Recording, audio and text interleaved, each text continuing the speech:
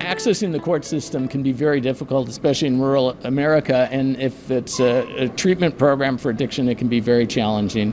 We're with Honorable Fred Moses, Yes, rural Ohio. Yes, You're sir. going to give us an overview of that. Yes, sir, I sure will. We was talking about the barriers to court systems, as well as mainly my issue is treatment for drug addicts and people involved in the court system. So the issue is, do we have the broadband capability to handle telehealth, issues like that?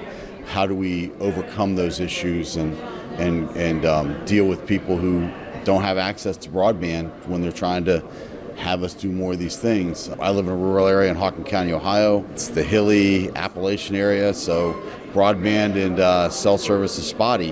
It also rolled in the fact of, you have domestic violence victims who need to be protected, and how do you protect them when there's no cell service, you're relying on GPS monitors or other devices like that? And so it's got to be a huge challenge for people to physically go to your chambers. Most people make it to court. It's harder, ironically enough, it's harder to get them on broadband than it is to get them to court.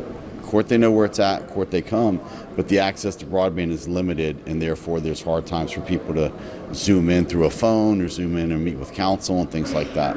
So what sort of ways are people using broadband for treatment? We do telehealth for people in drug court programs. We also use it sometimes for meeting with probation officers. We also use it during COVID when we weren't allowed to have open court. We were using it to run our drug court. So everybody would meet, and drug courts are a treatment court in which people come together and talk about their cases and go through treatment. We monitor where they're at. And so we were able to do that through Zoom during that time.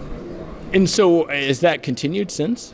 Not to the extent it was. Most people seem to want to come to court. If there's a reason they can't come to court, we let them Zoom in. Okay. But typically they do want to come to court because there's a camaraderie and kind of a fellowship amongst the people in the program, and they get to meet people face to face. And there are times you have to do sanctions and for violations of rules or positive screens, not making a drug screen. So those have to be done in person by law. And so from a challenge perspective, what opportunities do you see to overcome as far as, broadband? The broadband will help us for various reasons. Number one, it's really important regarding the victims in domestic violence cases. We need good monitoring of the defendants during that time to protect the safety of the victims. We also need a way to have the victims protected as well if they have a device on which they can wear. As going forward, we want to expand it more so people can meet with their attorneys through Zoom and have a court hearing through Zoom. It's hard when your attorney might have Zoom, where the attorney might have Zoom access, but the defendant doesn't because of lack of broadband in the area.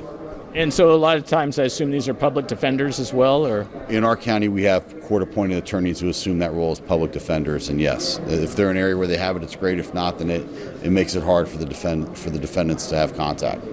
And so I assume that, especially in the case of domestic violence, it's very sensitive. And so you mentioned there's some GPS type of tracking for.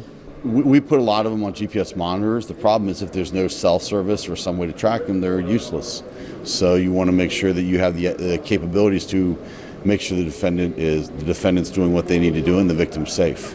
And so that includes kind of a comprehensive fiber wireless type solution. Cellular, wireless, the whole 9 yards. We need them all linked together to do it, because if we have a place where we put some type of device, a pod for house arrest, we have access to them, we can leave them there and know when they leave the area. But if we don't, then we're in trouble. And so from a cost basis, this just must be a huge benefit as far as the investment in this. If we could turn around and get more broadband and make the access greater to everybody, yes, it'd be cost savings of people driving to court, for keeping the safety of the victims. All those things balance out. We really don't want people in jail. Jail should be reserved for violent offenders, not for people who just can't make it to court. Yeah, that makes sense. Well, I really appreciate your yes, sir. your time. Thank you. Thank yes, you. sir. Thank you so much.